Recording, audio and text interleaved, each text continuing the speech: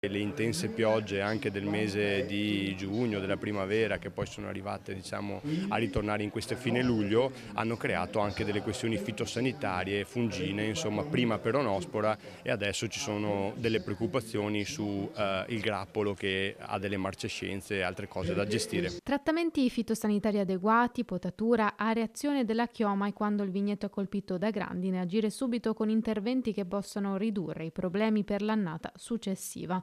Sono le pratiche più comunemente attuate per salvare il raccolto vitivinicolo, ma spesso, e gli ultimi anni lo stanno insegnando, questo non basta. Noi stimiamo per quest'annata il nostro indice è rapporto sinistri-premi, cioè quanto investiamo in assicurazioni e quanto viene risarcito dalle polizze stesse.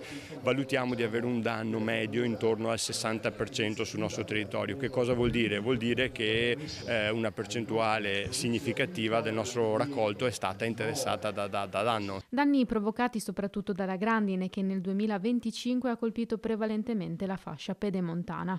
Bene per soia e mais perché la piovosità delle ultime settimane ha garantito un buon rigoglio, peggio è andata per i cereali. Abbiamo avuto una primavera complicata sia per le semine sia poi anche per la raccolta dei cereali autunno-vernini dove la piovosità si è protratta anche in fase di maturazione e raccolta e adesso ci stiamo giocando la vendemmia, insomma prima delle precoci che inizierà il 18 subito dopo Ferragosto, parliamo di Pinot Grigio, Chardonnay e quant'altro e poi ci sarà la partita principale del Prosecco che inizierà a settembre. Perdite e incertezze gravati dalla presenza della stessa coltura in gran parte del territorio trevigiano, ovvero i vitigni. Uno dei rischi che stiamo correndo è quello della concentrazione del rischio su culture specifiche, perché ovviamente anche per le compagnie assicurative avere il 95% del valore assicurato uva da vino è un problema anche in chiave assicurativa e di differenziazione del rischio, quindi è una ricchezza ovviamente che deriva da questi prodotti, però avere altre culture assicurate potrebbe essere anche una riduzione di costo anche per la viticoltura stessa.